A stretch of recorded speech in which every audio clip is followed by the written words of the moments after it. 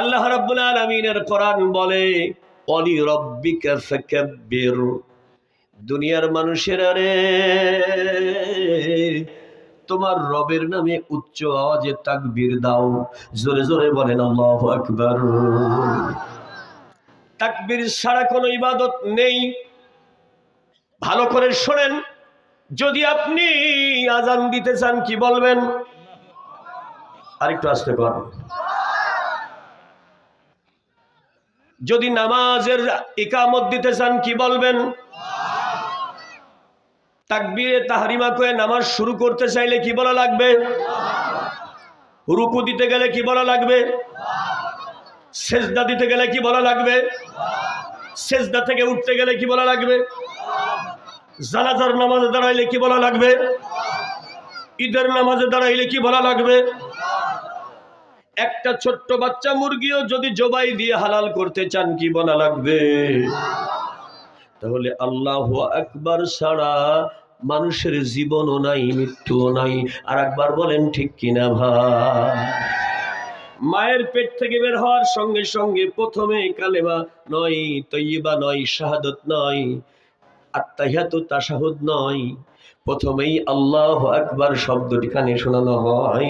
আর একবার বলেন আল্লাহু আকবার। ইমামে বুখারী বর্ণনা করেছেন আল্লাহু আকবারের চারটি আছে ফায়দা। জোরে বলেন কয়টা ফায়দা? এক নাম্বার ফায়দা হলো, যদি কোনো আল্লাহর বান্দা আল্লাহু আকবার বলেন, সঙ্গে সঙ্গে রব্বুল আলামিন ওই বান্দার প্রতি খুশি হইয়া যায়। যদি সে বেজার থাকে ভাই, গুনার কারণে যদি আল্লাহ বেজার থাকে, আল্লাহ ওই বান্দার প্রতি খুশি হইয়া যায়। আল্লাহ রাব্বুল আলামিনের ওই বান্দার আমলনামায় যদি গুনাহ থাকে, রহমতের হাত দিয়ে আল্লাহ ওইটা মুছে দেয়। ওই বান্দারকে আল্লাহ রাব্বুল আলামিন জীবনের গুনাহগুলো মাফ করে দেওয়ার পরে আল্লাহু আকবার বলার কারণে যদি আমলনামা খালি হয়, আল্লাহ নিজ কুদরতি রহমতের হাত দ্বারা ওই আমলনামা নেকি দ্বারা পূর্ণ করে যায়। আরেকটু আস্তে বলেন না। আর শয়তান যদি আশেপাশে থাকে, ভেতরে থাকে, বাহিরে থাকে, শয়তান দূর হয়ে যায়। আল্লাহু আকবার শয়তান সহ্য করতে পারে না। তাহলে ফায়দা হলো কয়টা? আরো জোরে বলেন। এজন্য সালাতের ইবাদতের প্রতিটি স্টেপে স্টেপে, পরতে পরতে, অধ্যায়ে অধ্যায়ে আল্লাহু আকবার, আল্লাহু আকবার, আল্লাহু আকবার এর ব্যবহার রাখা হয়েছে। বান্দা যেন রহমত পায়, বান্দা যেন নেক আমলনামা ভরে যায়, আল্লাহ যেন খুশি হয়ে যায়, শয়তান যেন দূর হয়ে যায়। জোরে বলেন সুবহানাল্লাহ। এই চারটি বরকত পাইতেই থাকবে ততক্ষণ, আল্লাহু আকবার শব্দ বান্দা বলতে থাকবে যতক্ষণ, এই চারটি রহমত পাইতেই থাকবে। জোরে বলেন আল্লাহু আকবার। তাহলে এই কাজটা করে আমার আল্লাহ পাক আমাদের জন্য মনে হয় ভুল করেছে? কথা বলেন। তার এত বড় উপকার করলো যে আল্লাহ, সুবহানাল্লাহ বলবেন না? সুবহানাল্লাহ বললেও লস আছে। কথা বল না কে? না লাভ। আরে এই লাভ কোন লাভ? লয়কার ভ লাভ না লয়কার ব লাভ? LOVE লাভ। যেমন আজকালকার ডিজিটাল ছেলেমেয়েরা কয় আই লাভ ইউ। এই লাভ কি সেই লাভ? লোকসানের পরিবর্তে যা হয় সেইটার নাম লাভ। জোরে বলেন ঠিক না? লস আর লাভ। লাভটা কতটুকু? যদি সুবহান বলেন, সুবহান রাব্বিয়াল আলা বলেন, সুবহানাল্লাহ বলেন, সুবহান শব্দটি উচ্চারণ করলে কতটুকু লাভ, তাফসীর তাই বলতেছি। ওয়া আন আহমদ ইবনে আসকা বিন মুহাম্মদ বিন ফুদাইল আন উমরাত ইবনুল কাকান বি জুরাতা আন আবি হুরায়রা রাদিয়াল্লাহু তাআলা আনহু আন্নাহু قال কালিমাতান হাবিবাতান ইলার রহমান খাফিফাতান আলাল লিসানি সাকিলাতান ফিল মিজান সুবহানাল্লাহি বিহামদিহি ওয়া সুবহানাল্লাহিল আযীম রাওয়াহুল বুখারী। আর একবার বলেন সুবহানাল্লাহ। আল্লাহর হাবিব বুখারীর শেষ হাদিস খানায় কি সুন্দর করে বর্ণনা করেছেন। গুনাহগার উম্মতেরা রে আমার, তোমরা যদি আল্লাহর দায়িত্বে কিয়ামতের ময়দানে মিজানের পাল্লায় নেকির পাল্লা ওজন ভারী করাইয়া আল্লাহর দায়িত্বে যদি জান্নাতে যেতে চাও, তাহলে আল্লাহর নিকটে অতি প্রিয় দুইটি কথা বেশি বেশি কইরা জবানে গাও। এই দুটি কথা মুখে উচ্চারণ খুবই সহজ, কিয়ামতে কঠিন ময়দান থেকে তোমাকে বিপদ থেকে বাঁচায় দেবে। ওই দুটি কথা হলো সুবহানাল্লাহি বিহামদিহি ও সুবহানাল্লাহিল আযীম, রাওয়াহুল বুখারী। জোরে বলেন সুবহানাল্লাহ, আরো জোরে বলেন সুবহানাল্লাহ। আল্লাহ রাব্বুল আলামিন বলছেন, সরাসরি ভূমিকা ছাড়া আমি তাফসিরে চলে যাচ্ছি, কারণ ভূমিকা নিয়ে বেশি সময় নেওয়া যাবে না। আমরা তাফসির শুনবো ইনশাআল্লাহ। জোরে বলেন কি শুনবো? না গড়গড়ানি ওয়াজ? তাফসির কে কে শুনবেন একটু হাত তোলেন তো। সত্যি তাফসির শুনবেন? তাফসির মানে কিন্তু ডাইরেক্ট কোরআনের ব্যাখ্যা। জোরে বলেন কেমন কোরআনের ব্যাখ্যা? জোরসে বলেন, আরো জোরে বলেন, সমস্যা নাই তো? আবার তাফসিরের একটা ব্যাখ্যা আছে, বন্ধ জিনিসকে পরিপূর্ণভাবে খুলে দিয়ে উন্মোচন করে দেওয়া, এটার নাম তাফসির। বাদাম চিনেন? বাদাম, বাদাম যদি ভেতরে থাকে, তার উপরে বাদামের খোসা থাকে, থাকে না? এই বাদামের খোসাটা ছাড়ানোর পরে এরপরে বাদামের একটা চেহারা দেখা যায়, এইটার লাল আবরণের একটা আবরণ, ওইটাও যদি আপনি ছিলা ফেলান, তারপরে ভেতর থেকে সুস্বাদু বাদাম বেরিয়ে আসে। আরেকবার বলেন আল্লাহু আকবার। তাহলে সুস্বাদু বাদামটা উপরের খোসা নয়, সুস্বাদু বাদামটা উপরের লাল বর্ণের আবরণটা নয়, বাদাম হইল ভেতরের ওই ঘি রঙের সুন্দর একটি, অফ হোয়াইট রঙের সুন্দর একটি ফল, এইটা হলো বাদাম। বাদাম বের করতে হলে যেমন খোসা ছাড়াইয়া তারপরে আবরণ ছাড়াইয়া ভেতর থেকে বের করা লাগে, আল্লাহর কোরআন মন্থন করা, কোরআনের মূল কথাগুলো বের করে এনে মানুষের সামনে উপস্থাপন করা, কোরআন সুন্নাহর দলিল দিয়া, এটার নাম হলো তাফসীর। আর একবার বলেন সুবহানাল্লাহ। তাহলে কোরআন শরীফ মন্থন করা লাগবে, বাদাম বের করতে হলে যেরকম চাপ দেওয়া লাগবে, জোরে বলেন ঠিক কিনা, পটাশ করে শব্দ হবে, তারপরে ভেতরের আবরণ খোলা লাগবে, লাল আবরণ, তারপর থেকে বাদাম আপনি পাবেন। জোরে বলেন সুবহানাল্লাহ। ঠিক তাফসীর করতে হলে দুইটা জিনিস লাগবে, একটা হলো কোরআন আর একটা হলো সুন্নাহ। জোরে বলেন ঠিক কিনা। আল কোরআন মা নাযালাল্লাহু সুবহানাহু ওয়া তাআলা লিহিদায়াতিল বাশার আলা মুহাম্মাদুর রাসূলুল্লাহ বিরূহুল আমিন জিবরাইল আলাইহিস সালাতু ওয়াস সালাম বিমুকদ্দারিজ যুররিয়াহ আয়াতান আয়াতান নাজমান নাজমান আও সূরাতান সূরাতান। জোরে জোরে বলেন সুবহানাল্লাহ। উসুলে তাফসীরের বর্ণনায় কোরআন কাকে বলা হয়? মানুষের বিশ্ব মানবতার হেদায়েতের জন্য মহান নবী মুহাম্মদ সাল্লাল্লাহু আলাইহি সাল্লামের উপরে জিবরাইল মারফত আল্লাহ পাক যে কিতাব পাঠিয়েছে, ওই কিতাব প্রয়োজন অনুসারে মানুষের জীবনের সকল সমস্যার সমাধান মিটিয়ে দিয়েছে। প্রয়োজনে এক আয়াত দুই আয়াত অথবা একটা সূরা দুইটা সূরা এইভাবে সূরা আকারে বা আয়াত আকারে নাজিল হয়েছে, সময় উপযোগী ভাবে যখন যেটা দরকার সেই অনুসারে। এইটার নাম হলো কোরআন। আর একবার বলেন সুবহানাল্লাহ। সুন্নাতটা কি? উসুলে হাদিসের বর্ণনায় পাওয়া যায়, আস-সুন্নাতু মা উযিফা ইলা নবী সাল্লাল্লাহু আলাইহি ওয়াসাল্লাম قولا فعلا أو تقريرا كذلك يطلق على قول الصحابة فعلهم وتقريرهم. জোরে জোরে বলেন মারহাবা। সুন্নাহ হলো, হাদিস হইল সেই কথা, সেই কর্ম, সেই মৌন সমর্থন যা রাসূলে পাক করেছেন, সাহাবায়ে কেরাম করেছেন। এমনই করে তাবি ও তাবেঈনগণের কথা, কাজ ও কর্মকেও হাদিস বলা হয়, সুন্নাহ বলা হয়। জোরে জোরে বলেন মারহাবা। তাহলে কোরআন সুন্নাহ দিয়ে আপনাকে তাফসীর করতে হবে, এর বাইরে কোনো তাফসীর নয়। আর একবার বলা ঠিক কিনা ভাই? চার প্রকার তাফসীর। জোরে বলেন তাফসীর কয় প্রকার? কোরআনের এক আয়াত দিয়ে আরেক আয়াতের তাফসীর, এক হাদিস দিয়ে আরেক হাদিসের তাফসীর, হাদিস দিয়া কোরআনের আয়াতের তাফসীর, অথবা কোরআনের আয়াত দ্বারা হাদিসের তাফসীর। আরেকবার বলেন সুবহানাল্লাহ। এর বাইরে কোনো তাফসীর নাই। এখন আমার আল্লাহ রাব্বুল আলামিন কি বলতেছে? আসুন আমরা তাফসীরে চলে যাই। তাফসীর হবে, জোরে বলেন ঠিক কিনা? আল্লাহ রাব্বুল আলামিন বলতেছেন, ইযা কারাতাল কুরআন ফাস্তাইয বিল্লাহি মিনাশ শাইতানির রাজীম।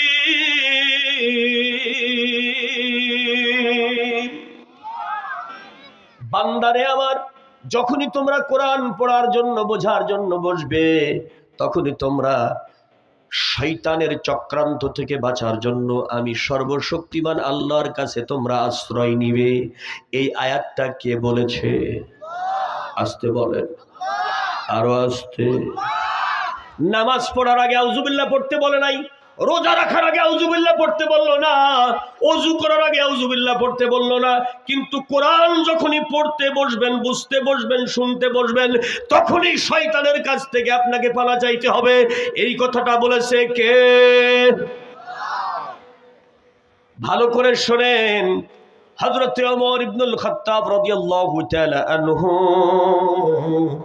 রাসূল আকরাম সাল্লাল্লাহু আলাইহি ওয়াসাল্লামের দরবারে এসে বলেন, নবীজি এমন একটি আমল আমাকে শিখিয়ে দেন, যেই আমলটা করলে অন্তত শয়তানের হাত থেকে আমি বেঁচে যাব, শয়তান আমার কাছে ভিড়তে পারবে না।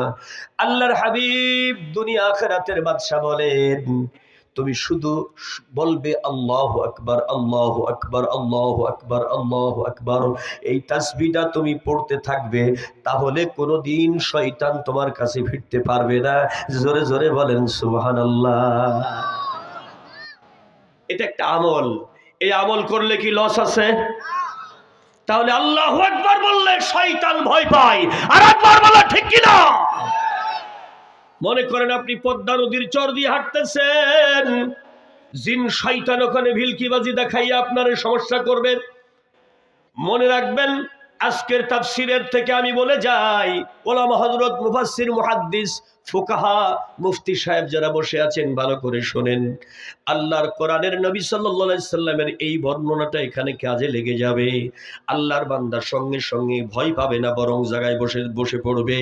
হাতের মধ্যে যাই পাবে, বালু হোক, মাটি হোক, কাদা হোক, ইট হোক, পাথর হোক, একটা কাগজের টুকরাও যদি হাতের মধ্যে পাই, ওইটা নিক্ষেপ করবে। আল্লাহু আকবার বলে যদি তার দিকে ছুঁড়ে মারে, ক্ষেপণাস্ত্রের মতো ওই জিন শয়তান পালাবে।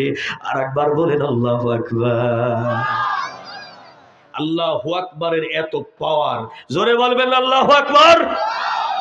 এজন্য আপনারা যদি জিহাদের ময়দানে, যুদ্ধের ময়দানে যান, তাহলে যুদ্ধের ময়দানে শরীরের শক্তি তৈরির জন্য কি বলবেন? চাঁপাইনবাবগঞ্জের সোনা মসজিদ এলাকায় 10 বছর আগে আমি মাহফিলে গিয়েছিলাম। ওই সময় ওখানকার বর্ডারে হঠাৎ করে বিএসএফ এর সাথে গোলাগুলি। আমি যেদিন যাই তার 2-3 দিন আগে পরিস্থিতি খুব থমথমে। এরই মধ্যে আমার মাহফিল অনুষ্ঠিত হলো।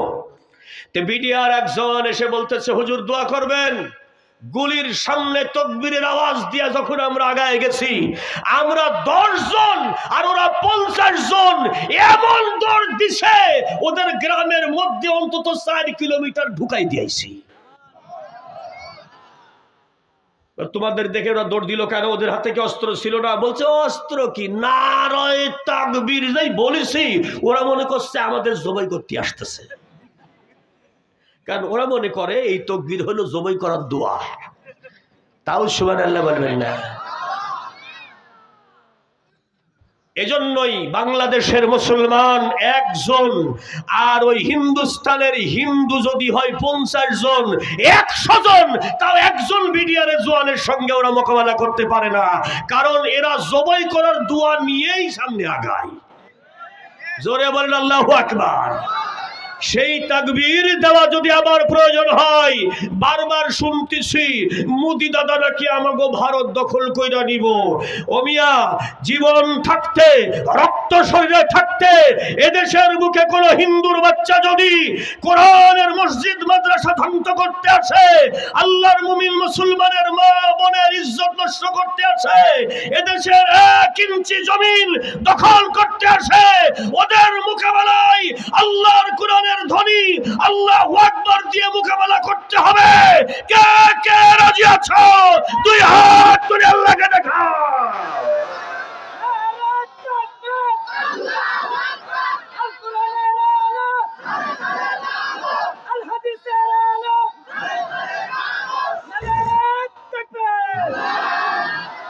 জিকির হবে লা ইলাহা, জোরে লা ইলাহা, লা ইলাহা ইল্লাল্লাহু মুহাম্মাদুর রাসূলুল্লাহ সাল্লাল্লাহু। একজন কবিতায় কত সুন্দর করে বলে, আল্লাহতে যার পূর্ণ ঈমান, কোথা সে মুসলমান, কোথা সে মুসলমান।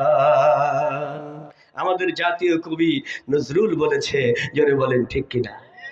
নজরুল যদিও জাতীয় কবি, কিন্তু জাতীয় সঙ্গীত তারটা নেওয়া হয় নাই, ঠাকুরের জাতীয় সঙ্গীত নিয়ে সেখানে সেট করে দেওয়া হয়েছে।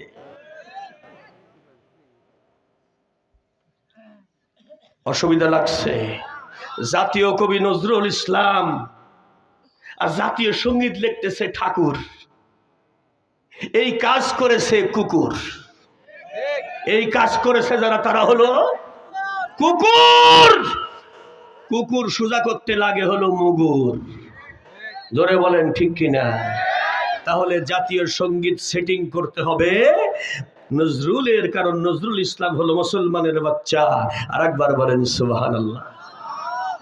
আল্লাহতে যার পূর্ণ ঈমান, কোথা সে মুসলমান, কোথা সে মুসলমান। যার মুখে শুনে তাওহীদের কালাম, ভয়ে মৃত্যু করিত সালাম। যার মুখে শুনে তাওহীদের কালাম, ভয়ে মৃত্যু করিত সালাম। যার দিন দিন রবে কাঁপিত দুনিয়া, জিন পরি ইনসান, কোথা সে মুসলমান, কোথা সে মুসলমান। কোথা সে শিক্ষা আল্লাহ ছাড়া, ত্রিভুবনে ভয় করিত না তারা। কোথা সে শিক্ষা আল্লাহ ছাড়া, ত্রিভুবনে ভয় করিত না তারা। আজাদ করিতে এসেছিল যারা, হাতে নিয়ে কোরআন। কোথা সে মুসলমান, কোথা সে মুসলমান।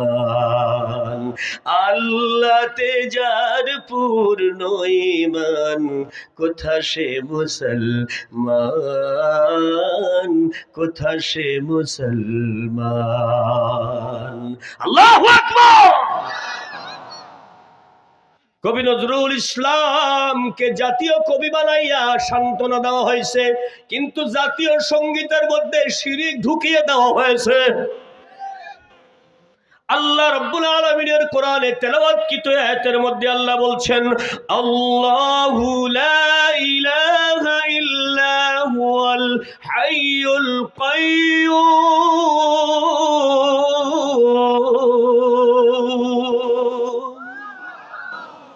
আমি আল্লাহ বলতেছি, আমি ছাড়া আইনদাতা বিধানদাতা কেউ নাই রে। আমি মারা যাই নাই, আমি জীবিত। আমি পদচ্যুত হই নাই, আমি প্রতিষ্ঠিত আমার জায়গায়। অতএব আমি আল্লাহ ছাড়া আর কারোর বিধান মানিস না, আমার হাবিব ছাড়া, আমার নবী ছাড়া আর কারোর আদর্শ মানিস না। এটাই হলো সংক্ষেপে লা ইলাহা মুহাম্মাদুর রাসূলুল্লাহ। সংক্ষিপ্ত বিবরণ হলো এই। আর একবার বলেন ঠিক কিনা? কিন্তু আমাদের বাংলাদেশের জাতীয় সংসদে বিগত 16 বছরে ভারতের দালাল আর নাস্তিকের বাচ্চারা মিলিয়ে সংখ্যাগরিষ্ঠতার জোরে আল্লাহর উপরে অবিচল বিশ্বাস আর আস্থার কথাটা জাতীয় সংসদে সংবিধান থেকে মুছে দেওয়া হয়েছে। আরো জোরে বলেন ঠিক কিনা? আল্লাহর প্রতি বিশ্বাস আর ঈমানের কথাটি মুছে দেওয়া হয়েছে বিগত সরকারের আমলে। এরা কি মানুষ না কুত্তা? জোরসে বলেন, আরো জোরে বলেন। এরা কি মুসলমান না কাফের? আরো জোরে বলেন, মুসলমান না কাফের? আল্লাহর প্রতি অবিচল আস্থা এবং বিশ্বাস, এই কথাটা লা ইলাহা ইল্লাল্লাহ, এটার হলো আরবি এটা, এই কথাটা তারা মুছে দিল। কিন্তু প্রেসিডেন্ট জিয়াউর রহমান সাহেব যখন সংবিধানের কথা আসলো, ডক্টর কামাল সহ আরো নাস্তিকের বাচ্চা ভারতের দালালগুলো প্রতিবাদ করার শর্তেও প্রেসিডেন্ট জিয়াউর রহমান সাহেব বলল, না, আমরা যেহেতু মুসলমান, আমাদের রাষ্ট্রের সংবিধান, ওইটার উপরে বিসমিল্লাহির রহমানির রহিম থাকতেই হবে। আরেকবার বলেন আল্লাহু আকবার। শুধুমাত্র এই বিসমিল্লাহির রহমানির রহিম এই কথাটাকে সম্মান করার কারণে, আল্লাহর এই একটি আয়াতকে সম্মান করার কারণে দেশের কোটি কোটি মানুষ তার জানাজায় শরীক হইয়া বলল, আল্লাহ গো, এই শহীদ প্রেসিডেন্ট যেন জান্নাতি হয়। কিন্তু আর এক বেটা বাকশাল কায়েম করছে, তার মেয়ে আল্লাহর প্রতি অবিচল আস্থা বিশ্বাস সংবিধান থেকে মুছে দিয়েছে। এখন তার বিরুদ্ধে গতদিন ফাঁসির রায়ও হয়েছে। তাতে আপনারা খুবই বেজার।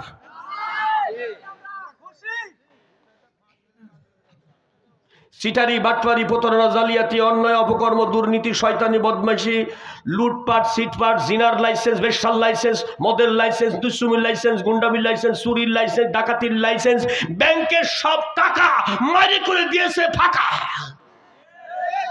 আর এখন ফাঁসির দড়ি রেডি হইতেছে, তাও সুবহানাল্লাহ কইবেন না। প্রিয় হাজারিন, আল্লাহর প্রতি অবিচল আস্থা এবং বিশ্বাস, লা ইলাহা ইল্লাল্লাহ, এই শব্দটির বাংলা ব্যাখ্যা, এই কথাটা মুছে দেওয়া হয়েছে। কিন্তু প্রেসিডেন্ট জিয়াউর রহমান সাহেবের দেওয়া সেই সংবিধানের উপরে বিসমিল্লাহির রহমানির রহিমের গায়ে আজও হাত দিতে পারে নাই। চেষ্টা করেছিল অনেকেই, কিন্তু ওদের মধ্যে অনেকেই দুনিয়া ছেড়েছে, আবার অনেকেই দেশ ছেড়ে চলে গেছে। কথা বলেন না কেন? এর মধ্যে একজন বিচারক সবচাইতে বড় ভূমিকা পালন করেছে। যেই বিচারককে মাইরা মুসলমানের সন্তানরা কলার পাতার উপরে শুয়ে রাখছিল, ওই বিচারকের নাম জানেন? সোনার মানিক। এমন মাইক দিছে, বিসি আউট করে ফেলাইছে। তো কথা কয় না, ওর আর বোর কাছে যাওয়ার কোন সুযোগ আছে? এটা কথা কয় না। আমি সিলেটে গেলাম মাহফিল করতে, সিলেটের লোকজন বলছে, ইটা খিতানি রে বা, মারবিতে ভিসা আউট করার কি দরকার ছিল? ভিসাটা রেখা দিয়া মারতি।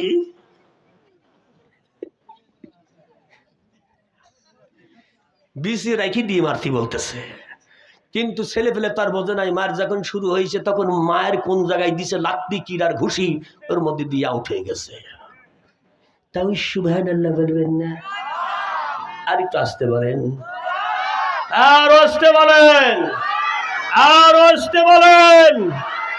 ও মিয়া, ভালো করে শুনে নেন, এই বাংলাদেশের জমিনে কুরআনের মুফাসসির আল্লামা সাঈদীকে যারা পয়জন দিয়ে শহীদ করে দিয়েছে, দেশের হাজার হাজার আলেমদেরকে হত্যা করেছে, হাফেজে কুরআনদেরকে শহীদ করেছে, এক এক করে হেফাজতের আন্দোলনে ছাত্র চত্বরে হাজার হাজার কোরআনের শিশু হাফেজদেরকে হত্যা করেছে।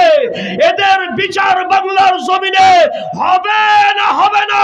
দুই হাত তুলে আল্লাহকে দেখা।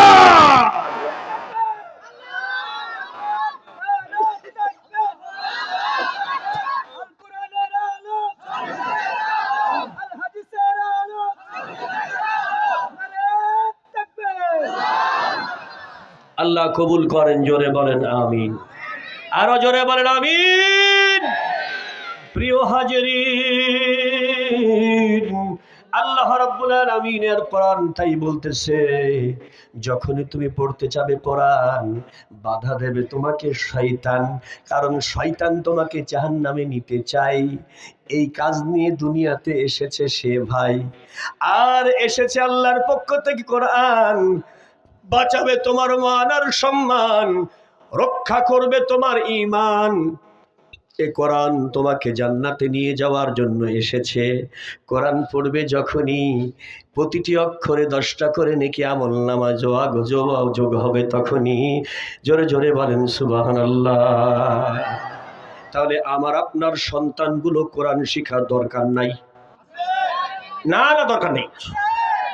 কবরে আযাব হয় হোক। কোন কিতাব পড়লে কবরে আযাব মাফ হয়? জোরে বলেন। কোন কিতাব মানলে কিয়ামতে হিসাব দেওয়া লাগবে না? কোন কিতাব মানলে জান্নাত 100%?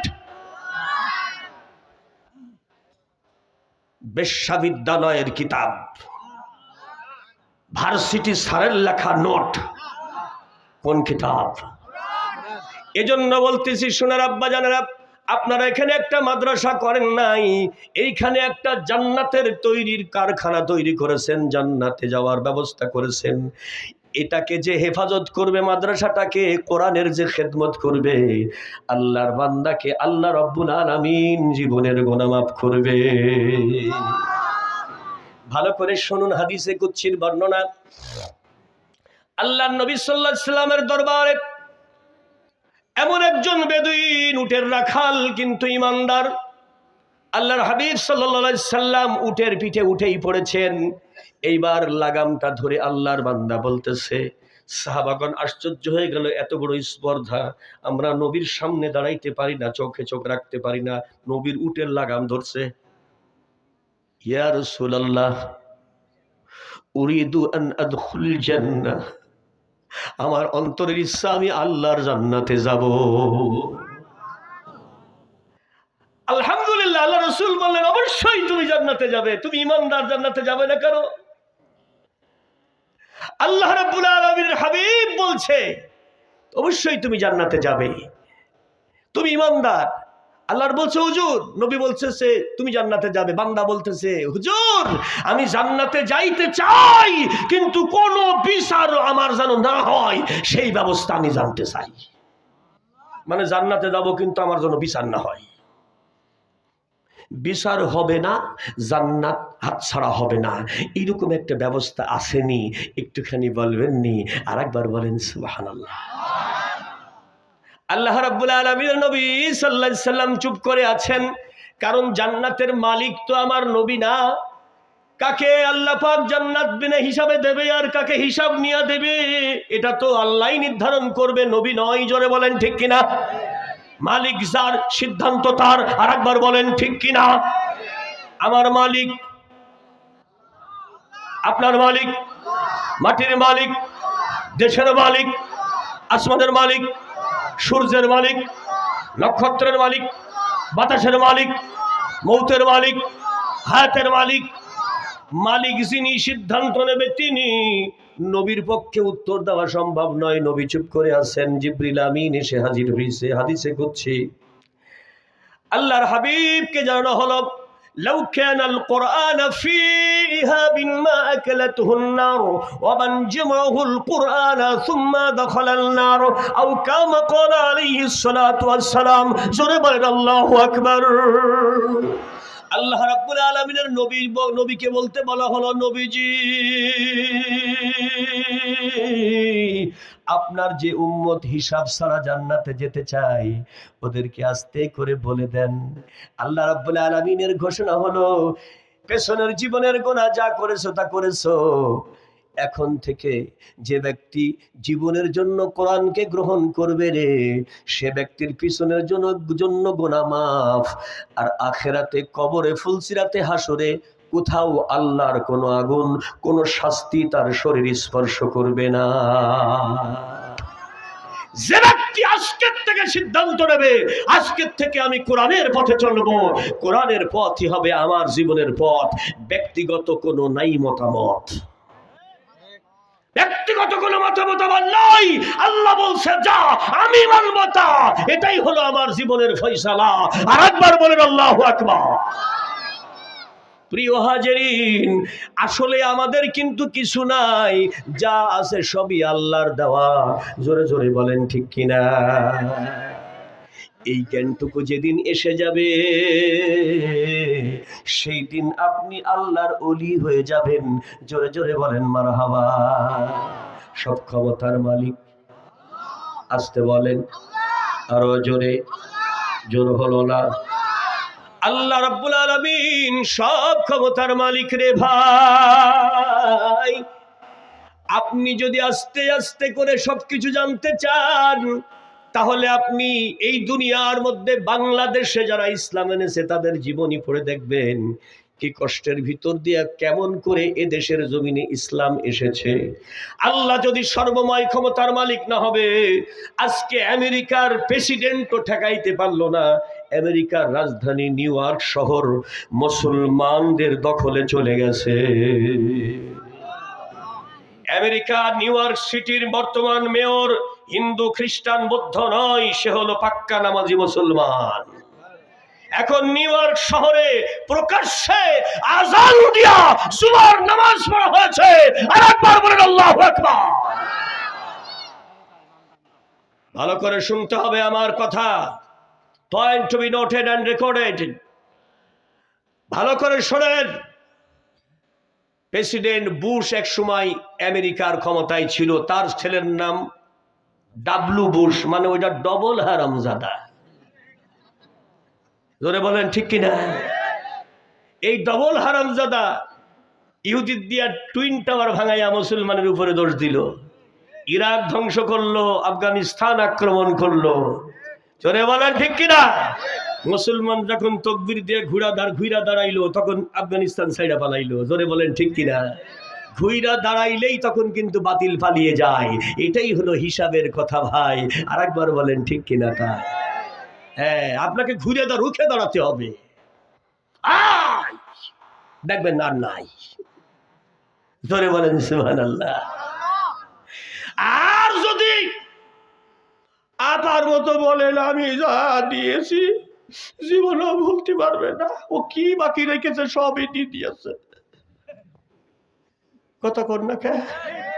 সব তো দিয়ে দিয়েছে, আবার কোলে উঠে বসে আছে যাই। এদিক থেকে বাংলাদেশের রায় হইতেছে, তোমার ফাঁসি। পররাষ্ট্র মন্ত্রণালয়ে খবর পাঠানো হয়েছে, উনাকে তাড়াতাড়ি বাংলাদেশে পাঠান, কারণ উনি আমাদের ফাঁসির আসামি। যে গতদিন ছিল প্রধানমন্ত্রী, আজকে সে ফাঁসির আসামি। ক্ষমতার মালিককে আরো আসতে কন। এই ওলট পালট করে কে?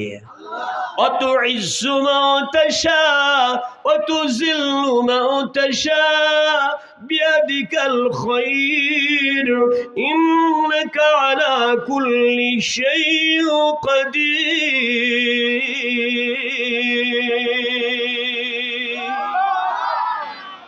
রব্বে করিম বলে, দুনিয়াবাসী তাকায়া দেখো, আজকে যে দেশের রাজা, কালকে সে ফাঁসির আসামি। আর একবার বলেন আল্লাহু আকবার। প্রিয় হাজিরিন, কোরআনের পাখি আল্লামা সাঈদী মুফাসসিরে কোরআন, বারবার তার কথাটা আমার মনে পড়ে। চট্টগ্রাম প্যারেড গ্রাউন্ড ময়দানে উনি নিজে বলেছিলেন, আল্লাহ আমার মনের দুইটা আশা, একটা হলো আমাকে মৃত্যু দিও, শহীদের মৃত্যু, বিছানায় পচাইয়া আমারে মাইরো না। আর এই বাংলার জমিনে ইসলাম কায়েম হয়েছে, একটিবার আমাকে দেখার তৌফিক দিও। জোরে বলেন মারহাবা। আমাকে শহীদ করে সেই মিছিলে শামিল করে নিও। আল্লাহু আকবার। আমাকে শহীদ করে সেই মিছিলে শামিল করে নিও।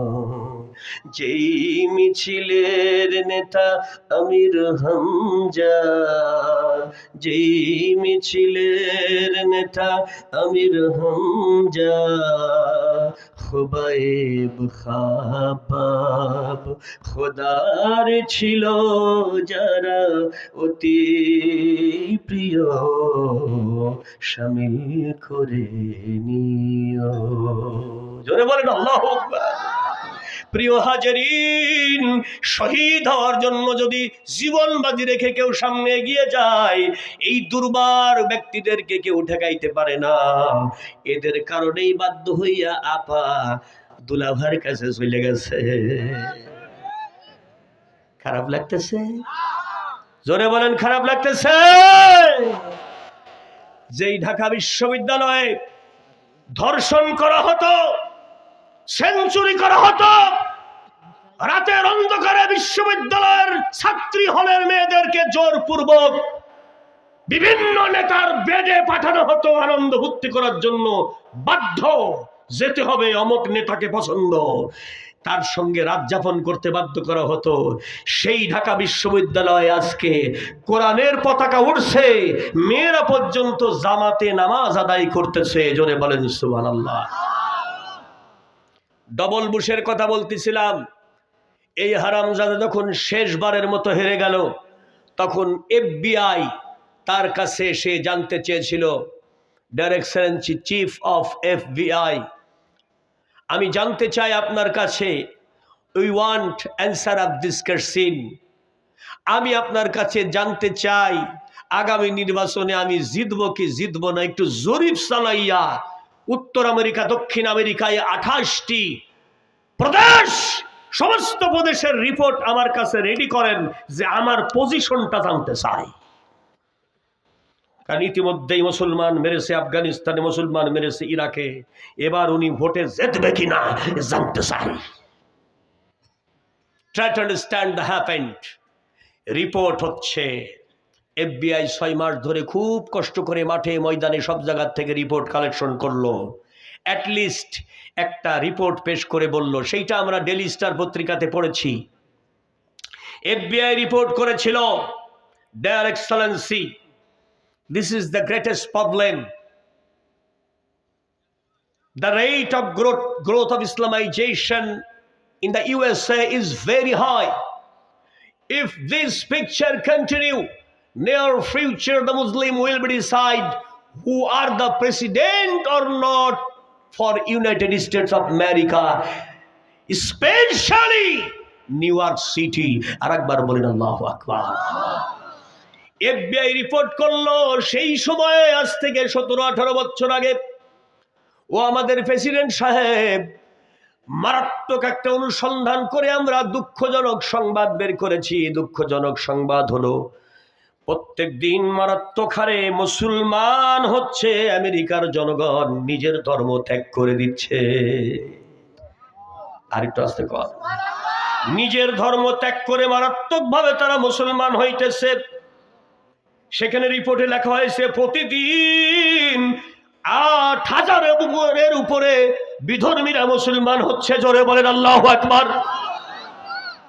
এই চিত্র যদি চলতেই থাকে, এই কার্যক্রম যদি চলতেই থাকে, ইফ দিস পিকচার কন্টিনিউ, যদি এই চিত্র চলতেই থাকে প্রতিনিয়ত, মুসলমানরা এই দেশের রাষ্ট্রপ্রধান কি হবে, নিউ ইয়র্ক সিটিকে দখল করবে, এইটা মুসলমানদের সিদ্ধান্তের উপরে চলে যাবে, মুসলমানদের হাতে চলে যাবে এই সিদ্ধান্ত নেওয়ার ক্ষমতা। আপনি যদি, if you want the win যদি আপনি চান আপনার জিত হবে, you have to protect the Muslim, মুসলমানদেরকে প্রোটেকশন করুন, নইলে আপনি আপনার জেতার কোনো সম্ভাবনা নাই। আর একবার বলেন আল্লাহু আকবার। ঠিক 17-18 বছর পরে তাই হয়ে গেল রে। আমেরিকার প্রেসিডেন্ট যদিও রোনাল্ড ট্রাম্প বাবু হইল, ট্রাম্প বাবু যদিও হইল আমেরিকার প্রেসিডেন্ট কায়দা কৌশল কইরা, কিন্তু রাজধানীর মেয়র নির্বাচিত হয়ে গেল একজন নামাজি মুসলমান। আর আস্তে কর। প্রথম জুম্মার খুতবা আপনারা শুনলে দেখবেন, ইউটিউবে আছে, গত 2 জুম্মা আগের খুতবা। উনি নিজে বলেছেন, আমেরিকার প্রেসিডেন্ট, তুমি ইসরায়েলের ইহুদিদের দালালি করতে পারো, হিন্দুস্তানের মোদির দালালি করতে পারো, কিন্তু মনে রেখে দিও তুমি গোটা দুনিয়ার প্রেসিডেন্ট, আর আমি তোমার দেশের আমেরিকার রাজধানীর প্রেসিডেন্ট। মেয়র আমি, আমার নিউ ইয়র্কে আজান হবে, নামাজ হবে, জুমার নামাজ হবে, প্রতিটি মুসলিম কমিউনিটিতে কোরআন শিক্ষার জন্য আলাদা আলাদা মাদ্রাসার ব্যবস্থা করা হবে, সেখানকার জনগণ কোরআন শিখবে। আর একবার বলেন সুবহানাল্লাহ। তাহলে আমি আপনাদের কাছে একটি হিসাব বুঝতে চাই। আমেরিকার মতো দেশ, যেই দেশের 80% মানুষ হলো খ্রিস্টান ধর্মাবলম্বী, সেই দেশের রাজধানী এখন মুসলমানদের মেয়র হতে পারে। যে দেশের 90% মানুষ মুসলমান, সেই দেশের রাজধানী ঢাকা মসজিদের শহর, এই রাজধানী থেকে একদিন জাতীয় সংসদে কালেমার পতাকা উঠতে পারে। জোরে বলেন পারে কি পারে না? গণভবনে কালেমার পতাকা উঠতে পারে, জোরে বলেন পারে কি পারে না? রাষ্ট্রপতির ভবনে কালেমার পতাকা উঠতে পারে, জোরে বলেন পারে কি পারে না? তাহলে এই কোরআনকে ব্যক্তি জীবনে, পারিবারিক জীবনে, সামাজিক জীবনে, রাষ্ট্রীয় জীবনে কোরআন আছে যেখানে, মাটি আছে যেখানে, কোরআন কায়েম করতে হবে সেখানে। কে কে রাজি আছো? আবারও আল্লাহকে দেখায় দাও।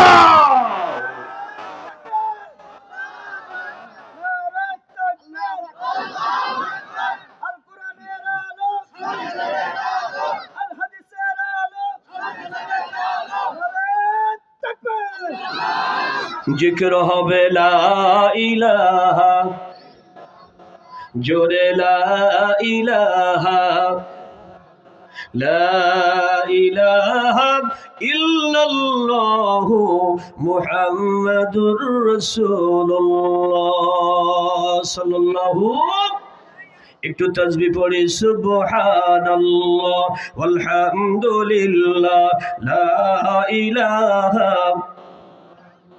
সুবহানাল্লাহ ওয়ালহামদুলিল্লাহ লা ইলাহা মুহাম্মাদুর রাসূলুল্লাহ সাল্লাল্লাহু। ইরশাদ হচ্ছে, আল্লাহ পাক বলছে, নাযালা আলাইকাল কিতাব বিল হক, সত্যের বিধানগুলো সমন্বয় করে, সত্যের বিধান সহকারে আপনার উপরে কিতাব নাজিল করলাম আমি আল্লাহ। তাহলে এই পৃথিবীতে যত বিধান সংবিধান মানুষ রচনা করে, এইগুলো একটাও সত্যের বিধান নয়। আর একবার বলেন ঠিক কিনা? এজন্য আমাগো নেতারা কয় রাজনীতিতে শেষ বলে কোনো কথা নাই, কিন্তু আল্লাহর কোরআনের শেষ বলে কথা আছে কি নাই? আল্লাহ যেটা বলবে ওইটাই শেষ কথা। আল্লাহ বলবে সেইটা ফাইনাল হবে ওইটা। আর একবার বলেন ঠিক কিনা? ফাইনাল হবে কোনটা? আল্লাহ বলবে যেইটা ফাইনাল হবে ওইটা। আপনি আপনার জীবন কতক্ষণ আছে ডাক্তার বাবু বলতে পারে না। আল্লাহ রাব্বুল আলামিন বলতেছে, তাবারাকাল্লাযী বিয়াদিহিল মুলক ওয়া হুয়া আলা কুল্লি শাইইন কাদির,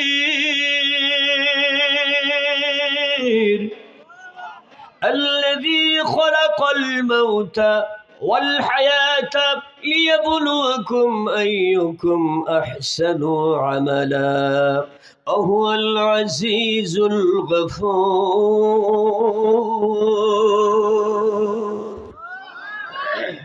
আল্লাহ রাব্বুল আলামিন সুন্দর করে বলেন আল্লাযী খালাকাল মাউতা তোমার মৃত্যুর সময় আগে নির্ধারণ করা হয়েছে মৃত্যুকে আগে সৃষ্টি করা হয়েছে ওয়াল হায়াতা তারপরে তোমার দেহে হায়াত দেওয়া হয়েছে জীবন দেওয়া হয়েছে তারপরে মৃত্যু আগে হায়াত পরে দেওয়া হয়েছে জোরে বলেন কোনটা আগে জোরে বলেন হায়াত পরে লিয়াবলুয়াকুম আইয়ুকুম আহসানু আমালা ভালো ভালো নেক আমল করার জন্য জীবন নামক হায়াত তোমাকে দান করলাম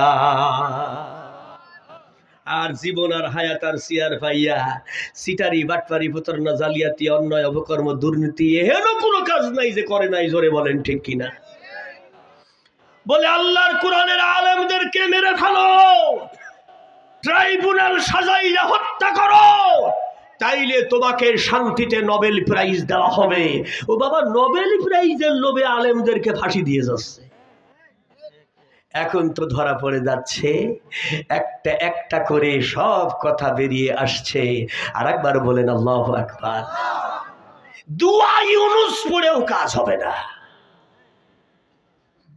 ঠিক না ভাই ঠিক দেখুন আল্লাহর কোরআনকে যদি কেউ সম্মান করে তার ইজ্জত বাড়ে না কমে আর আল্লাহর কোরআনকে যদি কেউ বেইজ্জতি করে তার ইজ্জত বাড়ে না কমে তার প্রমাণ হলো নগদ প্রমাণ আমি বাকির প্রমাণে বিশ্বাস করি না বাংলাদেশের একজন প্রেসিডেন্ট যে বাকশাল কায়েম করলো সেই বান্দা যখন আর্মিদের হাতে মারা গেল তাকে কেউ বলে না শহীদ প্রেসিডেন্ট মুজিবুর রহমান কেউ আর বলে না আরেকবার বলেন ঠিক কিনা কিন্তু আমার দেশে আরেকজন প্রেসিডেন্ট কেউ আর্মিরা হত্যা করলো চট্টগ্রামে জোরে বলেন ঠিক কিনা তার নাম শহীদ প্রেসিডেন্ট জিয়াউর রহমান এই বান্দাকে শহীদ বলা হলো একটি মাত্র কারণে সে ব্যক্তি আল্লাহর কোরআনের একটি আয়াতকে সম্মান করেছে শহীদ প্রেসিডেন্ট জিয়াউর রহমানের জানাজায় লোক আটে না কোটি মানুষ তাকে জানাজা দিয়ে ভালোবাসা দিয়ে দোয়া দিয়ে দুনিয়ার থেকে বিদায় দিয়েছে জোরে বলেন মিথ্যা বললাম কিন্তু আল্লাহর এই জমিনে আরেকজন আল্লাহর বান্দাও প্রেসিডেন্ট ছিল রে আল্লাহর বান্দা বাকশাল কায়েম করতে গিয়া আর্মিরা তাকে যখন মেরে ফেললো এদেশের মানুষ মিষ্টি বিতরণ করলো অনেকে নফল রোজা করলো জানাজায় লোক খুঁজা পাওয়া গেল আমি কই না কিন্তু আপনারা কইছেন জানাজায় লোক ডেকেও পাওয়া যায় না আরেকবার বললেন তাই না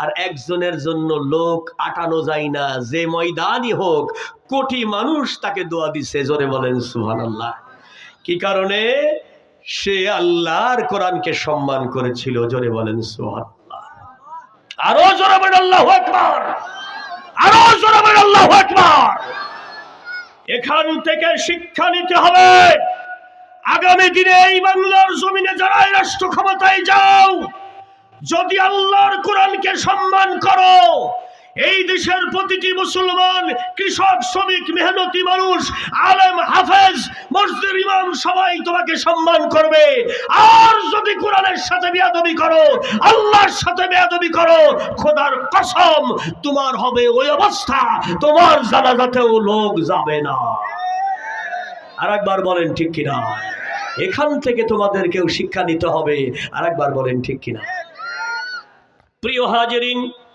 আল্লাহ রাব্বুল আলামিন বলতেছে نزل عليك الكتاب بالحق مصدقا لما بين يديه وأنزل التوراة والإنجيل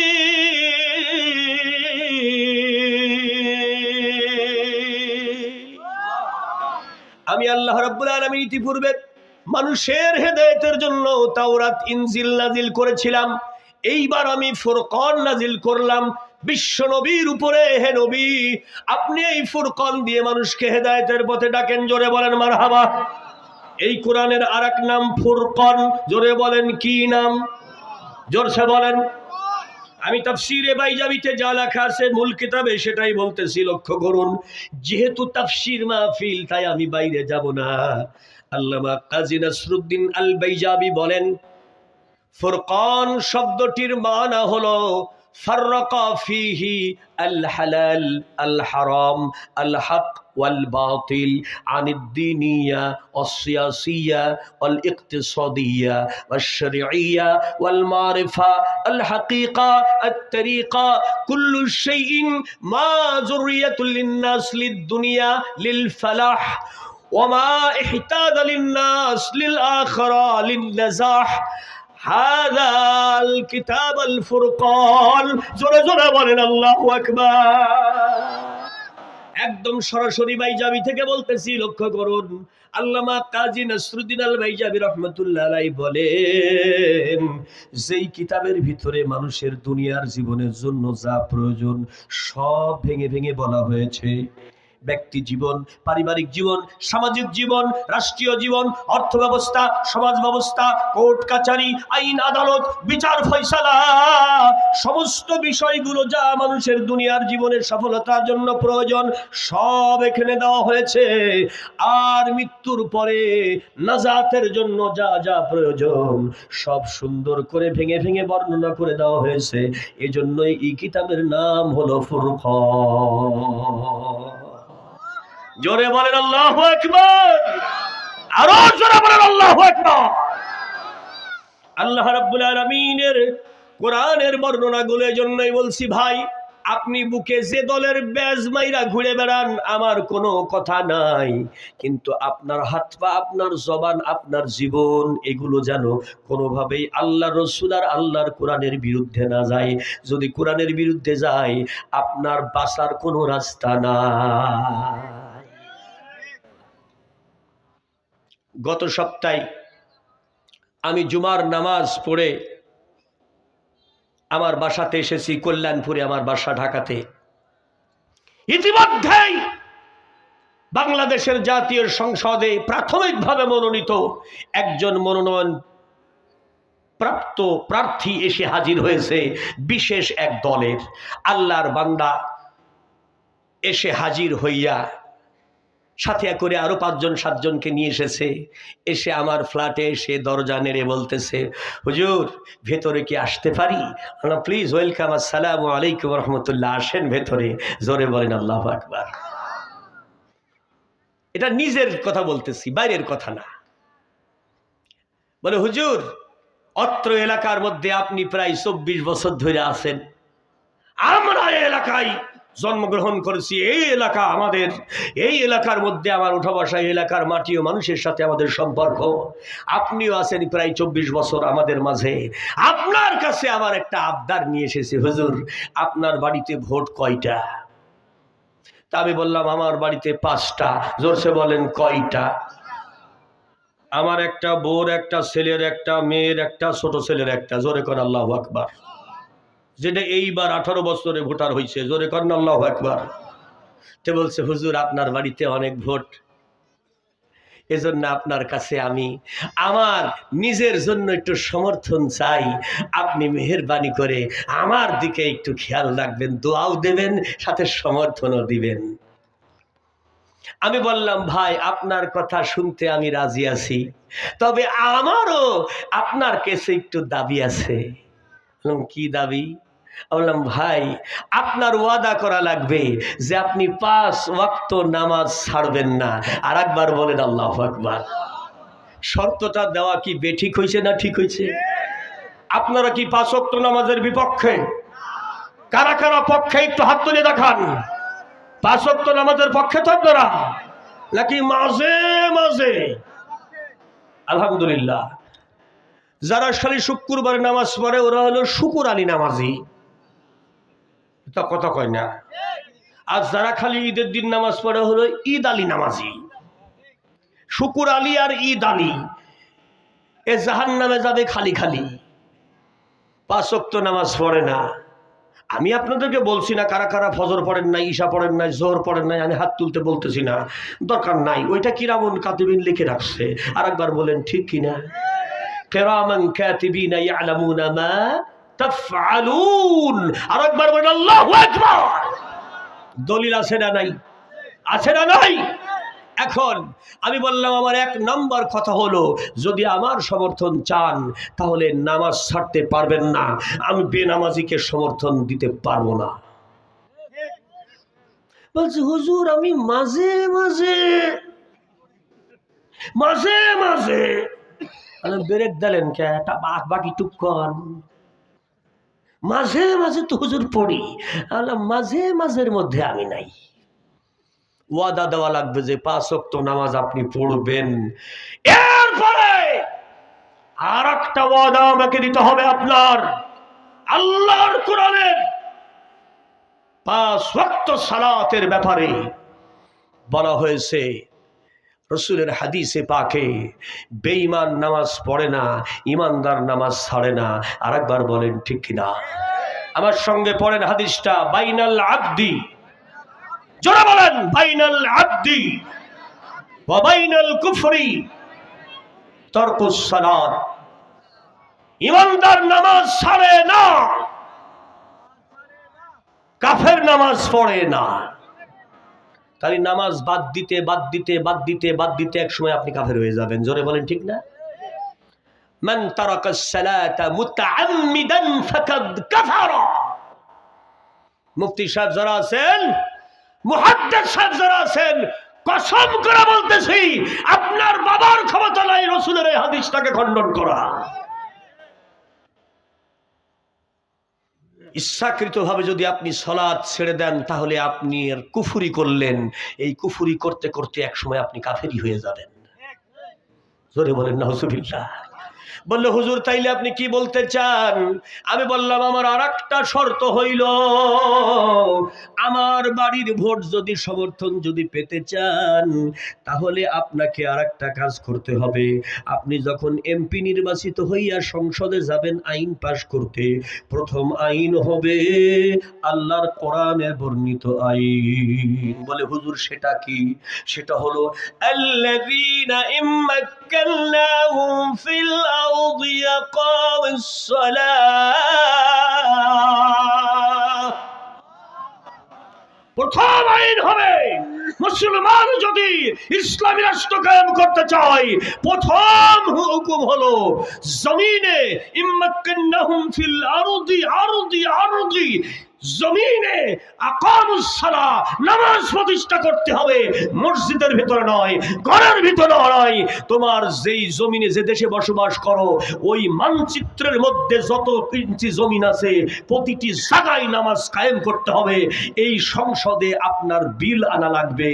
যদি সংসদে আপনি বিল আনেন, নামাজের বিল, যে প্রত্যেকটা মুমিনকে নামাজ পড়তে হবে, আমরা এটা জাতীয়ভাবে প্রতিষ্ঠা করব, তাহলে আমি আপনাকে সমর্থন দিতে পারি। Either not. সুবহানাল্লাহ বলবেন না?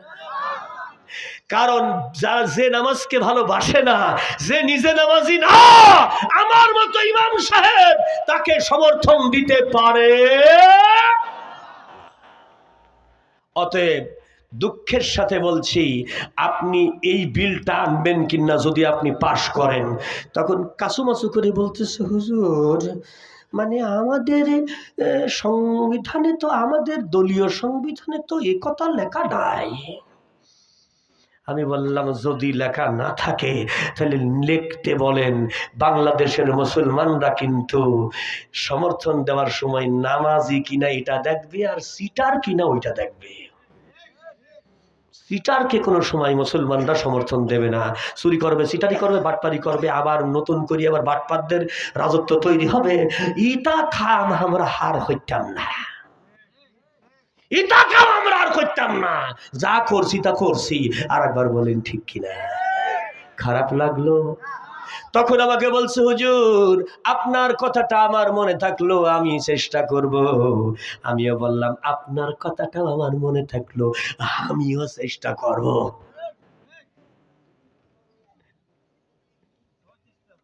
আমিও চেষ্টা করব। কি বলছেন ভাই? আমি আপনাদের চাপাই নবাবগঞ্জ কিছু কিছু ভাষা শিখে ফেলেছি, ঠিক না বেঠিক? হাই হাই, এই কথা শুনি আবার কেউ মনে করছে হুজুরের বাড়ি চাপাই নবাবগঞ্জ মনে হয় গো। কারণ আমি মাঝে মাঝে এসে বতকের মাংস খাই, তো লেহেরিও খাই, লেহেরিও খাই, মাঝে মাঝে খাই, ওই জন্য ওর ভিতরে ঢুকে গিয়েছে। সব হবে। কি বলছেন? বলছে গীতা পাঠ করেন, কোরআনের তাফসীর হবে আর গীতা হবে না, তাই কি হয়? সব হবে। প্রিয় হাজারিন, কলকাতার নাখোদা মসজিদের পাশে একটা মাহফিল ছিল আমার, মুসলিম কমিউনিটিতে, এই 8-10 বছর আগে। ওখানে কিছু খ্রিস্টানরাও আছে, হিন্দুরাও আছে। আল্লাহর একজন খ্রিস্টান বান্দা আমাকে রেস্টের সময় এসে বলতেছে, হুজুর আপনি যে খুব করে লাফালাফি করে বললেন আমার নবী শ্রেষ্ঠ নবী, আমার নবী শ্রেষ্ঠ নবী বলে বলে লাফালেন, তাহলে আপনার নবীর কি ক্ষমতা আছে গো, যে আপনার নবী একজন মরাকে জীবন দিতে পারে? সেই মুজিজা কি আপনার নবী দেখিয়েছে? আমি বললাম, দেখেছে, কতবার দেখাবে আমার নবী? জোরে বলেন সুবহানাল্লাহ। আমি বললাম, পাদ্রী বাবা আপনি কি বেদ বাইবেল কিছু পড়েছেন, কোরআন হাদিস কিছু পড়েছেন? বলছে, না কোরআন হাদিস পড়ি নাই, তবে মোটামুটি শুনেছি। বললেন, শোনা কথায় কান দিয়ে লাভ হবে না, পড়তে হবে। আর একবার বলেন ঠিক কিনা? কি করতে হবে?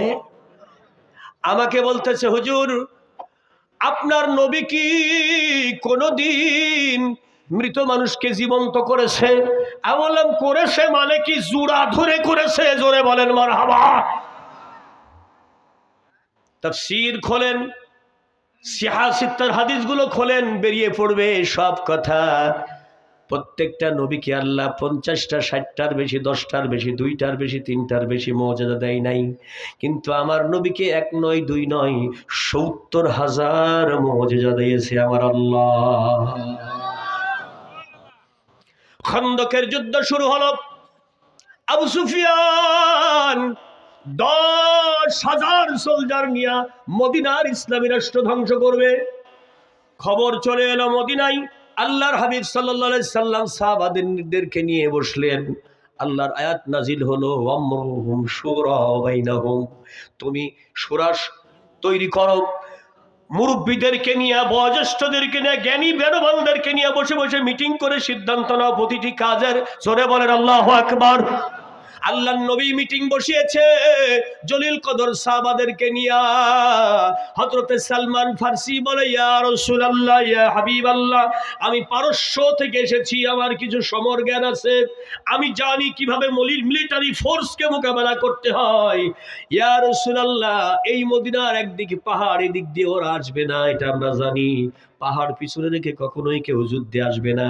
আর একদিকে সমুদ্র, ওই দিকে দিয়ে আসবে না, কারণ সমুদ্রকে পিছনে রেখে কোনো শত্রু আক্রমণ করতে পারে না। আর একদিকে খেজুরের বাগান আর বাগান, এই ঝোপঝাড়ের ভিতর দিয়ে ওরা কোনোদিন আসবে না। খোলা ময়দান উন্মুক্ত আছে মাত্র 5-7 মাইল রাস্তা, এর মাঝ বরাবর এই জায়গাটা 3 কিলোমিটারের কিছু বেশি হবে, 3 মাইলের কিছু বেশি হবে। এই জায়গাটাই যদি আমরা পরীক্ষা খনন করতে পারি, তাহলে ওদের মোকাবেলা সহজ হবে। আমাদের সংখ্যা 1000-এর বেশি নয়, ওরা 10,000 আসতেছে, মোকাবেলা করতে অসুবিধা হবে না। আল্লাহর নবী সাল্লাল্লাহু আলাইহি সাল্লামের কাছে জিবরিল আমিন বলল, সালমান ফারসির কথাটা মেনে নাও। আল্লাহ রাব্বুল আলামিনের নবীকে হাদিসে কুদসির মাধ্যমে জানানো হলো, সালমান ফারসির কথা অনুসারে 3 মাইল লম্বা পরীক্ষা খনন করা শুরু হলো। খন্দক খুঁড়তেছে, গর্ত খুঁড়তেছে, ট্রেঞ্চ খুঁড়তেছে। যুদ্ধের ময়দানে ট্রেঞ্চ খুঁড়ে, গর্ত খুলে অস্ত্র নিয়ে বসে থাকতে হয় কাফেরদের মোকাবেলা করার জন্য। এই ট্রেনিং দিয়েছে আমার নবী। জোরে বলেন সুবহানাল্লাহ।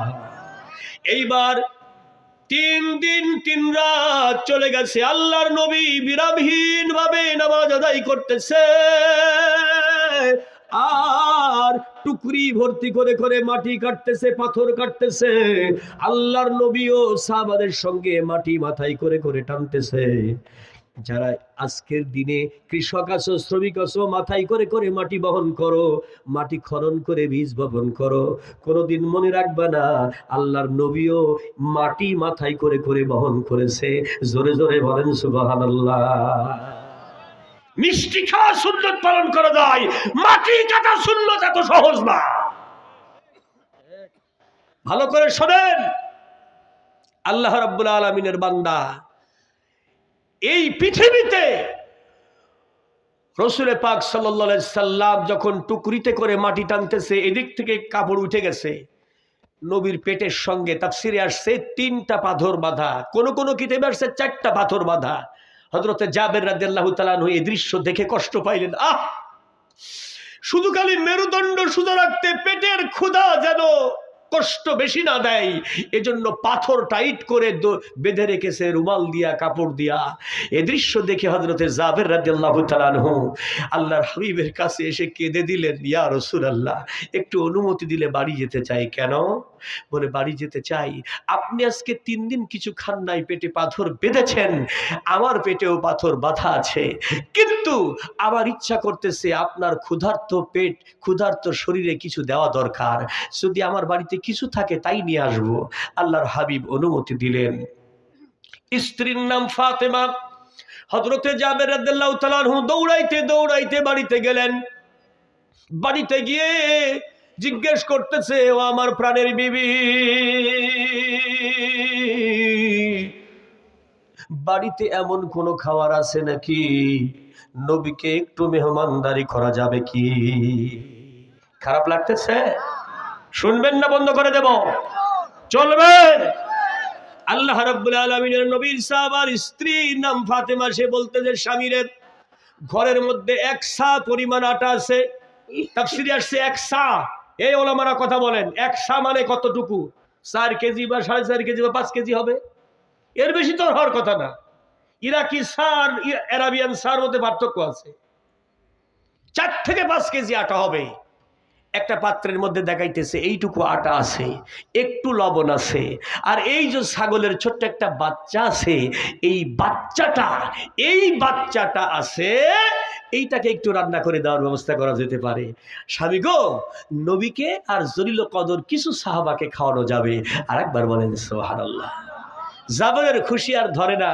তাফসিরে ইতকান থেকে বলছি, দৌড় দিয়া তিনি নবীর কাছে গেলেন, কানের কাছে মুখ লাগাইয়া ফিসফিস করে বলতেছেন, ইয়া রাসূলুল্লাহ, ইয়া হাবিবাল্লাহ, আপনি আর কিছু সাহাবা অবশ্যই আজকে দুপুরবেলা আমার বাড়িতে দাওয়াত নিবেন, গোশত আর রুটি, কিন্তু গোশত আর রুটি খাওয়ার ব্যবস্থা করা যাবে।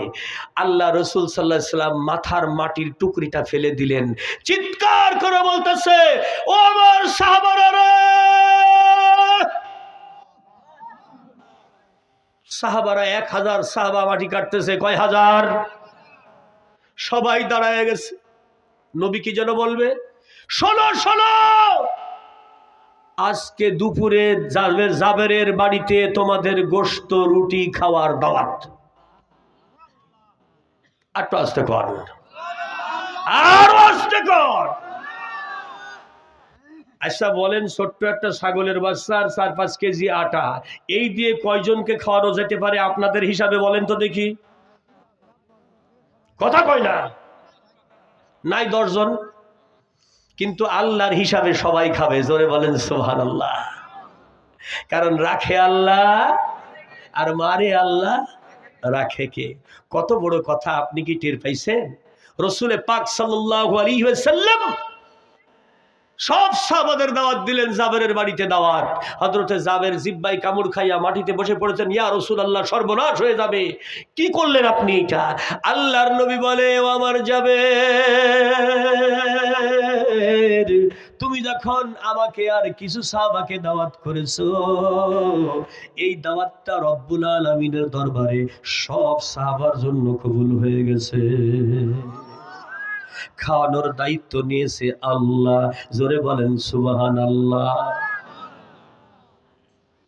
আল্লাহ রাব্বুল আলামিনের নবী বললেন, আটাটা খামির তৈরি করে পাতলা কাপড় দিয়ে ঢেকে রাখবে, আমি না আসা পর্যন্ত রুটি বানানো শুরু করবে না। ছাগলটা রান্না করে সুন্দর করে ঢেকে রাখবে, আমি না আসা পর্যন্ত পরিবেশন হবে না। আল্লাহ রাব্বুল আলামিনের নবীর সাহাবা হযরত জাবিরের দুইটি বাচ্চা একটি দুর্ঘটনার কারণে মারা গেছে, দুইটি ছেলে। সে ঘটনা আমি বলতে চাই না, লক্ষ্য করুন। আল্লাহ রাব্বুল আলামিনের নবী সাল্লাল্লাহু আলাইহি ওয়াসাল্লাম সাহাবাদের নিয়ে উপস্থিত। একদিকে নবীর আগমনের আনন্দ, আর একদিকে জাবেরের বাড়িতে দুইটা সন্তান মারা গেছে, এমন শোকাতুর অবস্থা। কিন্তু জাবেরের স্ত্রী বলেন, জাবের নিজেও বলেন, পৃথিবীর সবকিছুর চাইতে আমার নবীর সম্মান বড়। এই পৃথিবীর সবকিছুর চাইতে আমার মা, আমার বাবা, আমার সন্তানের চাইতে আমার নবীর সম্মান বড়। জোরে বলেন আল্লাহু আকবার। আপনার ঘর, আপনার বাড়ির চাইতে নবীর মর্যাদা বেশি। আর একবার বলেন ঠিক কিনা? এই জন্য মাদ্রাসাটার দিকে খেয়াল রাখবেন বেশি। আর একবার বলেন, পারবেন না? জোরে বলেন ইনশাআল্লাহ। মাদ্রাসাটার দিকে খেয়াল রাখবেন বেশি, তাইলে নবীকে ভালোবাসা হবে। জোরে বলেন আল্লাহু আকবার। সোনার আব্বা জানেরা, ছোট্ট করে ঘটনাটা শোনেন। আমি বেশি দেরি করব না, অল্প কথাই স্বল্প সময় শেষ করে দেব। বিরক্ত লাগলে এখনই ছেড়ে দেব। দুই হাত তুলে বলেন, চলবে না বন্ধ করে দেব? কে কে শুনবেন একটু হাত তোলেন। লিল্লাহ তাকবীর। আল কোরআনের আলো দিলে দিলে জ্বালো, সব সমস্যার সমাধান। নারায়ে তাকবীর। আমি তাফসীরের বাইরে যাই নাই, লক্ষ্য করেন। জীবনের মালিক কে? আল্লাহর জীবন আছে, সেই জীবন থেকে, সেই জীবনের ক্ষমতার বলে আল্লাহ মানুষকে জীবন দিয়েছে, সৃষ্টিকুলকে সৃষ্টি করেছে। জোরে বলেন সুবহানাল্লাহ।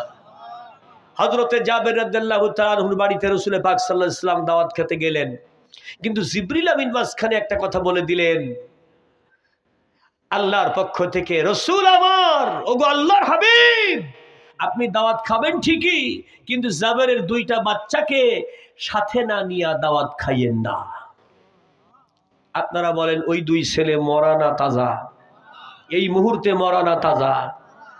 আহা, রাসূল পাক সাল্লাল্লাহু আলাইহি ওয়াসাল্লাম, আল্লাহ রাব্বুল আলামিনের নবী সাল্লাল্লাহু আলাইহি সাল্লাম বললেন, দুইটা পাত্র নিয়ে এসো, আটার খামির আর তরকারির পাত্র নিয়ে আসো।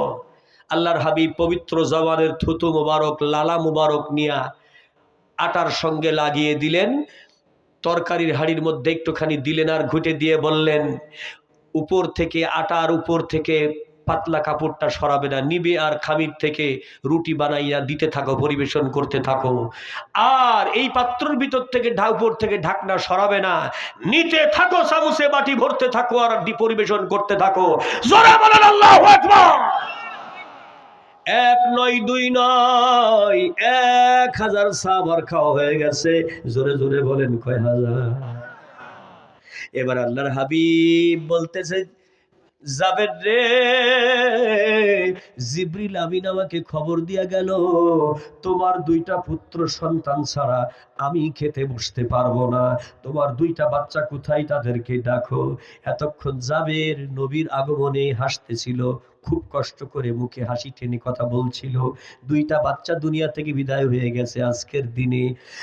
আর নিজেকে ধরে রাখতে পারলেন না, হাওমাও করে কেঁদে পড়লেন, ইয়া রাসূলুল্লাহ, ইয়া হাবিবাল্লাহ, আজকে একটি দুর্ঘটনায় আমার দুইটা বাচ্চা দুনিয়া থেকে বিদায় হয়েছে, কিন্তু আপনার আগমনের দাওয়াত দিয়েছি আমি, এইটা সবার আগে প্রাধান্য দিয়েছি। নবী গো, ওরা এই দুনিয়া ছেড়ে চলে গেছে, ইন্তেকাল করেছে, মৃত্যুবরণ করেছে। আল্লাহ রাব্বুল আলামিনের নবী সাল্লাল্লাহু আলাইহি ওয়াসাল্লাম বলছেন, কিন্তু আমার আল্লাহ রাব্বুল আলামিনের ফেরেশতা জিবরিল আমিন এসে বলতেছে, জাবেরের দুইটা পুত্র সন্তানকে না নিয়ে তুমি খেতে বসবে না, এখন তো তোমার দুইটা সন্তানের কাছে আমাকে নিয়ে যাও। হযরতে জাবের তার দুইটা সন্তানের কাছে নিয়ে গেল। আল্লাহর হাবিব দেখলেন দুইটা বাচ্চা ঘরের পেছনে একটা ছায়া জায়গায় দুইটা কাপড় দিয়ে তাদেরকে ঢেকে রাখা হয়েছে। আল্লাহ রাব্বুল আলামিনের নবী দুইটা বাচ্চার মাঝখানে গিয়া বসলেন। জোরে বলেন আল্লাহু আকবার। আল্লাহ রাব্বুল আলামিনের নবী আসমানে তাকাইয়া একবার বাচ্চা দুইটার মুখের দিকে তাকাইলো, একবার আল্লাহু লা ইলাহা ইল্লা হুয়াল হাইয়ুল কাইয়্যুম।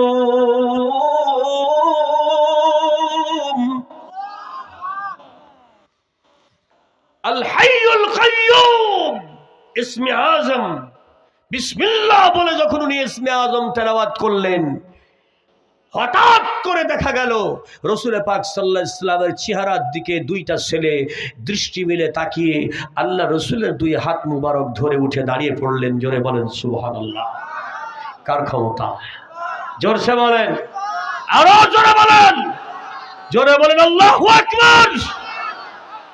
তাহলে খ্রিস্টান পাদ্রীকে ডেকে আমি বললাম যে, পাদ্রী বাবা, আপনার বাইবেলে লেখা আছে ঈসা নবী যদি কবরের কাছে গিয়ে বলতো কুম্বি ইজনিল্লাহ, আল্লাহর নাম উঠে বড়, আল্লাহর হুকুমে সেই বান্দা জীবন্ত হয়ে উঠতো, এই পাওয়ার দেখাইয়া তুমি ঈসা নবীকে বড় বলতে চাও? না, ইট ইজ কোয়াইট ইম্পসিবল। হযরত ঈসা আলাইহিস সালাম নিজেই বলে গেছে, ও আনবিলিভার, ওই অবিশ্বাসীরা, বেঈমানেরা, if you want the future, present life and paradise after death, you have to go the route of Prophet Muhammad, peace be upon him. He is coming within short time. He is our prophet, your prophet, prophet of world, last and final messenger of Lord. তিনি আমার নবী, তোমার নবী, আখেরি নবী, বিশ্ব নবী। জোরে বলেন সুবহানাল্লাহ। বলছে, হুজুর, হিন্দুস্থানের জনগণ, আমি নাই বিশ্বাস করলাম আপনার কোরআনের কথা, বাইবেলের কথা, কিন্তু এদেশের হিন্দুরা তো সেটা বিশ্বাস করে না। আমরা হিন্দুরা যেদিন বেদ কিতাব পড়বে ওদের কেউ ঠেকাইতে পারবে না, ওরা মুসলমান হতে থাকবে। কারণ হিন্দুদের কিতাবে খুব স্পষ্ট করেই লেখা আছে, ইদং জন উপশ্রুত নরশংস ভবিষ্যতে মোহাম্মদ ঐতিখ্যাত শ্রেষ্ঠং সহস্র শিষ্য শাখা সমন্বিত নিরীপৈচস্য মহাদেব মরুস্থল নিবাসে নম অল্ল শ্রেষ্ঠং জ্যেষ্ঠং পরম পুনম আব্দুল্লাহ কখমে মোহাম্মদ অল্লে অল্লাম ইল্লাল্লতি ইল্লাল্লাহ মোহাম্মদ রাসূলুল্লাহ। জোরে জোরে বলেন সুবহানাল্লাহ। লা ইলাহা হরতিপাদম ইল্লাল্লাহু পরম পাদম জন্ম বৈকুণ্ঠ পরয়নতি নম জপ মুহাম্মাদাম। কি সুন্দর করে বাংলা ভাষায় লেখা আছে, বিভিন্ন কিতাব অলরেডি বেরিয়ে গেছে। এই দুনিয়ার মধ্যে বেদ কিতাবের বর্ণনা আসতেছে, যারা পড়বে মুহাম্মদকে রসুল হিসাবে মানবে, এক আল্লাহকে মাবুদ হিসাবে মানবে, ওই ব্যক্তি স্বর্গে চলে যাবে। যারা আল্লাহ আর তার হাবিবকে মানবে না, ওরা স্বর্গে যাবে না। আর একবার বলেন আল্লাহু আকবার। এর আরবিটা হলো আশহাদু আল্লা ইলাহা ইল্লাল্লাহু ওয়াহদাহু লা শারীকা লাহু ওয়া আশহাদু আন্না মুহাম্মাদান আবদুহু ওয়া রাসূলুহু। জোরে করে আল্লাহু আকবার। আল্লাহ ছাড়া কোনো মাবুদ নাই। এখানেও তাই বলতেছে, আল্লাহু লা ইলাহা ইল্লা হুয়াল হাইয়ুল কাইয়্যুম।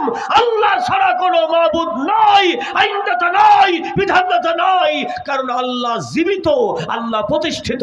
আরেকবার বলেন আল্লাহু আকবার। আল্লাহ জীবিত থাকতে, আল্লাহ প্রতিষ্ঠিত থাকতে, সে জায়গায় আপনি আর একজনকে মানবেন, আর একজনের বিধান মানবেন, এইটা আল্লাহ সহ্য করতে পারে না। এই জন্য শিরিক হইল সবচাইতে বড় গুনাহ।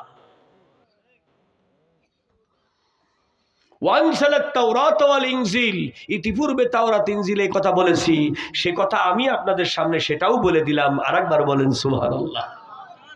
প্রিয় হাজিরিন, মানুষের হেদায়েতের জন্য আল্লাহ রাব্বুল আলামিন বর্তমানে যেই কিতাব পাঠিয়েছেন সেটার নাম কোরআন। এটা দিয়ে ব্যক্তি জীবন, এটা দিয়ে এই পারিবারিক জীবন, এটা দিয়ে এই সামাজিক জীবন, এটা দিয়ে এই রাষ্ট্রীয় জীবন, সব জায়গায় এটাকে কায়েম করা লাগবে না লাগবে না? দুই হাত তুলে একটু দেখান, লাগবে না লাগবে না? এজন্য কোরআন আছে যেখানে, কোরআন নাই যেখানে।